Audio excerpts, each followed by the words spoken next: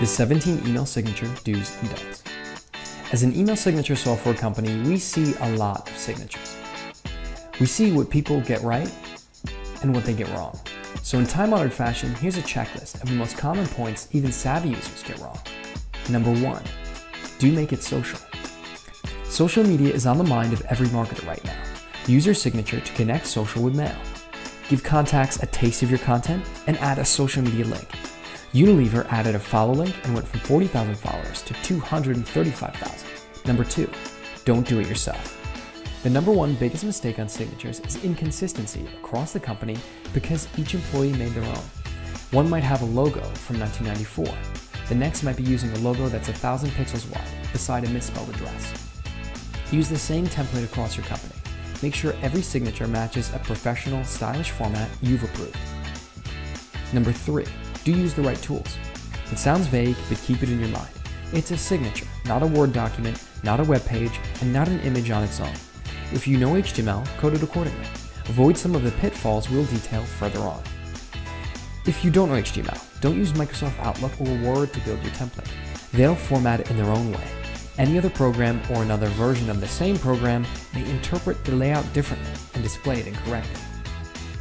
Number 4, do keep it slim. Whether it's Outlook's preview pane before you open a message or the window after you double click on it, very wide signatures will not render well. The industry standard is about 650 pixels. We even say that a signature should go a little slimmer at 600 to make sure nothing gets lopped off the edge. Number 5, do use tables. For all your layout needs, use tables. Remember, you can simply leave the borders transparent if you don't want to see a grid. We're just talking about using them to place each part of your design. That way we know exactly how wide it will be and no more, and we know that each part of the signature will appear in the right place. No job titles getting squashed together or images appearing explicably in the wrong spot. Number 6, do make it simple. Keep the layout as robust as possible. Let the images and links make an impact, not the way they're arranged. If you try something over the top or ambitious, be prepared to back it up with lots of testing. In fact, if you have a decent way to test how it will look in lots of different email clients, Outlook, Apple Mail, Gmail, then be our guest.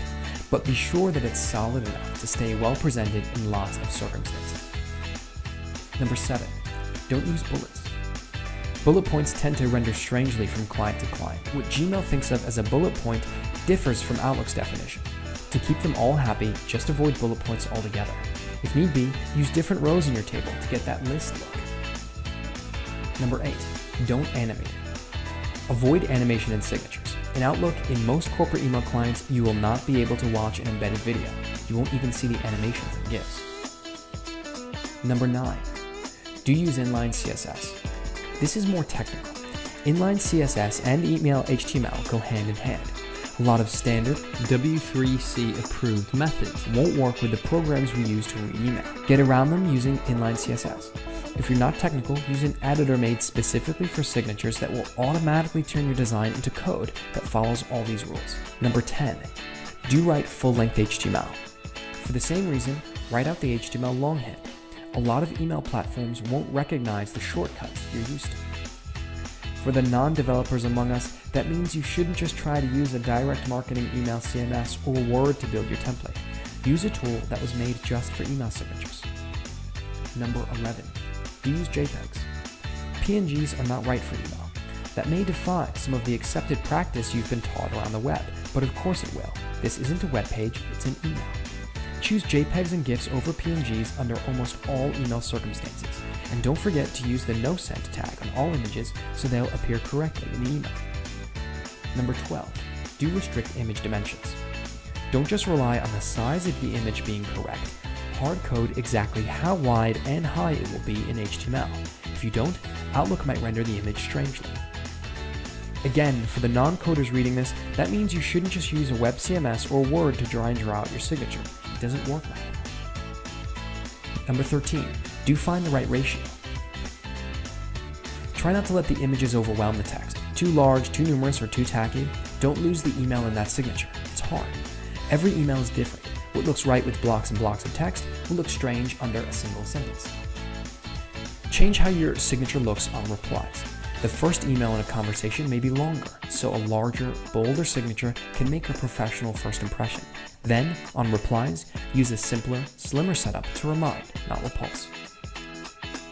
Number 14. Don't forget alt text. Remember image alt text. You never know where your mail may end up after it's forwarded. With alt text, anyone who gets that email can hover over an image and get an idea of exactly what it does. I say does rather than is, because each image in your signature tends to perform a function. A like us on Facebook, alt text on that social media link, or a sign up for our event on that banner for your upcoming exhibition can explain what that icon offers and makes your links a little more inviting. Number 15, do shrink your links. Most links will be behind images. They're fine as they are.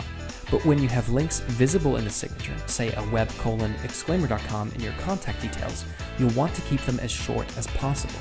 For many that could be using great resources like Bitly and Owly, if you have a web admin, use a shorter URL and ask him or her to set up a redirect that takes visitors to the real page, which can have as long and complex a URL as it needs. Number 16, don't break the law.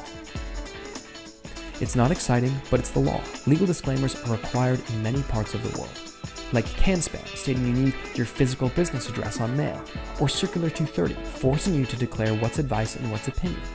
Look into what laws apply to you and what's needed to comply with them. Watch out for these regulations and stay on top of changes to your business. You never know when that new service you offer or that new market you've entered might take you into new legal territory. Number 17, don't worry.